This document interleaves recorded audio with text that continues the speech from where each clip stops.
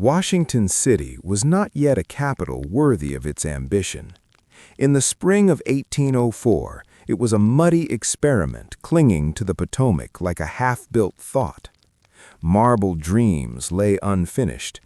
Government buildings smelled of damp stone, horse sweat, and ink. The United States was young, loud, argumentative, and violently unsure of itself. Inside a narrow room in the War Department, a man named Elias Harrow stared at a map that should not exist. It lay across the table like a skinned animal. Rivers stretched too far west. Mountains appeared where no American had ever stood. There were symbols in the margins, tiny, deliberate marks that were neither French nor Spanish nor British. Elias knew maps. He had spent his life learning their language. Every cartographer learned early that maps lied. They always had. But this map lied intelligently, purposefully. "This wasn't drawn by guesswork," Elias murmured. Across from him, Secretary of War Henry Dearborn folded his hands, his expression carved from patience and exhaustion. "No," said Dearborn. "It was drawn by someone who had been there." Elias looked up sharply. "That's impossible." "President Jefferson disagrees." That is how Elias Harrow learned that the Louisiana Purchase, celebrated in taverns and sermons alike, had come with a secret inheritance. A map obtained quietly from a dying French surveyor in New Orleans. A map that claimed the continent did not end where Americans believed it did. And a map that suggested something else entirely. Something waiting. Chapter 2. The Education of a Dangerous Man. Elias Harrow had been born in 1768 in coastal Massachusetts, the son of a shipwright who believed the ocean was the only honest thing in the world. The sea punished lies. Elias learned numbers before he learned scripture, angles before prayers. His father taught him navigation with ruthless precision. A single error in calculation could drown a crew. Maps, Elias learned, were promises, and broken promises killed men. During the Revolutionary War, Elias served not with a musket, but with a compass. At 16, he was mapping British supply roads through pine forests thick with mosquitoes and fear. He learned how armies moved, how borders were imagined before they were enforced. After the war, the new nation rewarded fighters and forgot thinkers. Elias drifted. He studied in Philadelphia under men who argued about latitude as if it were theology. He read Spanish charts confiscated from privateers, French river logs, British coastal surveys. What he noticed, slowly, uneasily, was absence.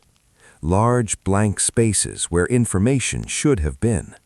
Not wilderness, but silence. The kind of silence that suggested intention. By 35, Elias had a reputation. Brilliant, difficult, unafraid of offending men with power, which was exactly why Jefferson wanted him. Chapter 3. The President Who Collected Curiosities. Jefferson did not greet Elias as a subordinate. He greeted him as a problem. "You understand," Jefferson said, pacing the room in slippers that walked the halls of Monticello and history alike, "that the nation cannot afford myths." Elias glanced at the shelves stacked with fossils, native artifacts, scientific instruments, and books in 6 languages. "Respectfully, sir," Elias said, "the nation is built on them." Jefferson smiled thinly.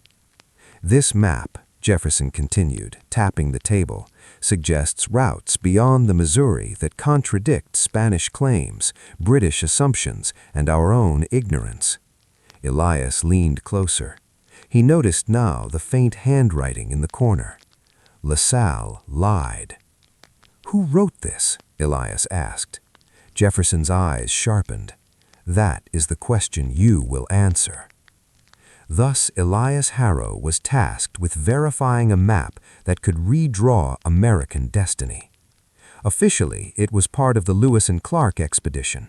Unofficially, Elias was to move separately, quietly, following rumors, old French trapper journals, and indigenous knowledge the government publicly denied needing.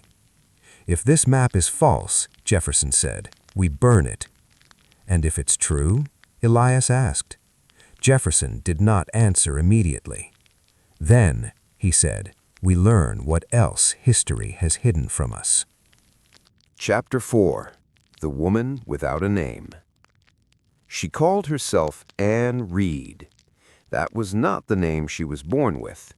Elias met her in St. Louis, a frontier town that smelled of fur, smoke, and unspoken deals. She was sitting at a table covered in maps older than the Republic itself, Spanish, French, indigenous bark charts. "You're late," she said without looking up. "I don't believe we've met," Elias replied. "You've read my work," she said. "You just don't know it." She was right. Elias recognized the annotations immediately. Corrections to river flows, notes on seasonal flooding, warnings scribbled in margins where explorers had vanished. Anne Reed was a cartographer who did not exist in any archive. "You understand the land doesn't want to be owned," she said, finally meeting his eyes. "It wants to be remembered correctly." Elias felt the ground shift beneath him, because Anne Reed knew something no American official would admit. The map was not just about geography, it was about erasure. Chapter 5. The First Lie of the West. Before they ever traveled west, Anne showed Elias something that made his hands shake. A treaty, signed, ratified, filed, and completely fabricated. "This was never agreed to by the tribes listed here," Anne said. "The signatures were copied, the boundaries invented." "Who did this?" Elias asked. Anne rolled up the parchment carefully. "Everyone," she said. "That's the problem." The map from New Orleans wasn't merely charting land, it was recording where truth had already been overwritten. Beyond the Missouri lay not just rivers and mountains, but evidence of a coordinated effort dating back decades to distort reality itself. French traders, Spanish governors, British agents, and now Americans.